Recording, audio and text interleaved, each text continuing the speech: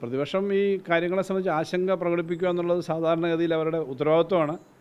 ആശങ്ക ഉണ്ടാവുന്നത്, ചോദ്യം ഉണ്ടാവുന്നത് നല്ലതുമാണ്. കാരണം ഇതെങ്ങനെ ചെയ്യും, ഇത് ചെയ്യാൻ പറ്റുമോ, ഈ പറയുന്നത് ശരിയാണോ? അപ്പോൾ എനിക്കതിന് മറുപടി പറയാനുള്ളത് ഇതെല്ലാം ചെയ്യാൻ പറ്റുന്ന കാര്യങ്ങളാണ്. അതിനുള്ള ഹോംവർക്ക് നടത്തിയിട്ട് തന്നെയാണ് നമ്മൾ ഈ കാര്യങ്ങളെപ്പറ്റി പറഞ്ഞിട്ടുള്ളത്. വളരെ വിശദമായി ഈ കാര്യങ്ങളെ സംബന്ധിച്ച് നോക്കിയിട്ടുണ്ട്.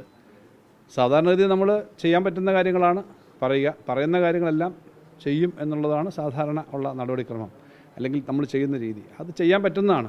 അത് ചെയ്യുമ്പോഴാണ് കുറച്ചുകൂടി വിശ്വാസ്യത വരിക എന്നുള്ളത് ശരിയാണ്, നമ്മൾ ചെയ്യും. ഇല്ല, ആശാവർക്കർമാരുൾപ്പെടെയുള്ള എല്ലാ മേഖലയിലും, ആശാവർക്കർമാർ മാത്രമല്ല, അംഗൻവാടി, ആശ, നമ്മുടെ തൊഴിലുറപ്പ്, പ്രീ പ്രൈമറി, ധാരാളം സ്കീം വർക്കേഴ്സ് ഉണ്ട്. ഇവരെല്ലാം ഈ ജോലി ചെയ്യുന്നുണ്ട്. സ്കീം വർക്കർമാരെന്ന നിലയിൽ സെൻട്രൽ ഗവൺമെൻറ് നമ്മുടെ തൊഴിലുറപ്പ് തൊഴിലാളിക്ക് തന്നെ ഒരു മാസം 600 രൂപയാണ് സെൻട്രൽ ഗവൺമെൻറ് പറയുന്നത്. അവർ പറഞ്ഞത് ഒരു മാസം അത്രയും മതി എന്നാണ്. ഒരു ദിവസം 20 രൂപ വെച്ചാണ് അവർ കൂലി നിശ്ചയിച്ചേക്കുന്നത്. നമ്മളിപ്പോൾ അത് ഒരു ദിവസം 650 രൂപ കൊടുക്കുന്നുണ്ട്. സെൻട്രൽ ഗവൺമെൻറ്റിൻ്റെ സ്കീമിലാണ് ആശാ വർക്കേഴ്സ് 1000-ന് രൂപയേ ഉള്ളൂ. നമ്മളിപ്പോൾ വരുമ്പോൾ ഇത് 14,000 രൂപ വരെ കിട്ടുന്ന തരത്തിലേക്ക് പല റെസ്പോൺസിബിലിറ്റിയാണ്. അതൊരു ഇത്തരം സ്കീം വർക്കർമാരാണ്.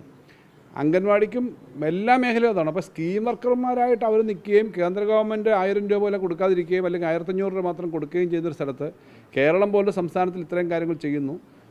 നമ്മൾ സമരം ചെയ്യുന്ന ആരോടും നമുക്ക് ദേഷ്യമൊന്നും ഇല്ലെന്ന് പറഞ്ഞിട്ടുണ്ട്. പക്ഷേ ന്യായമായി നമുക്ക് കൊടുക്കാൻ പറ്റുന്നതാണ് ചെയ്യാൻ പറ്റുക.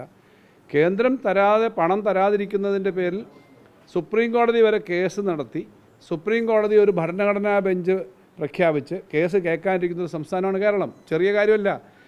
നമ്മുടെ മുഖ്യമന്ത്രിയും മന്ത്രിമാരും നിയമസഭാ അംഗങ്ങളും ഡൽഹിയിൽ പോയി ഞങ്ങൾക്ക് കിട്ടാനുള്ള പണം തരണമെന്ന് പറഞ്ഞിട്ട് സമരം നടത്തി.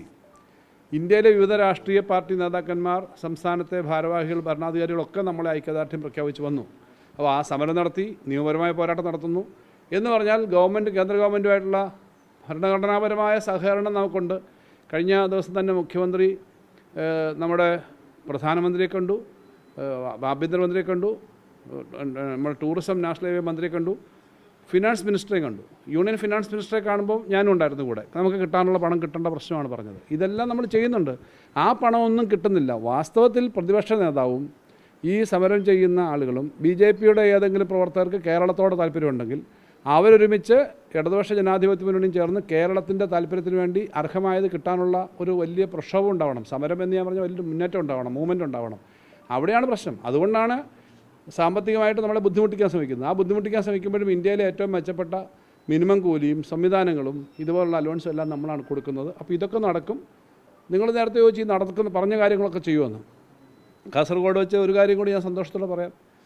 ഇപ്പോൾ 2000 രൂപയായി ക്ഷേമ പെൻഷൻ. നല്ല വർധനയാണ്. ആ ക്ഷേമ പെൻഷൻ ഈ മാസം കൊടുത്തു തുടങ്ങും എന്ന് മാത്രമല്ല, ഒരു കുടിശ്ശിക കൊടുക്കാനുണ്ട് 1600 രൂപ.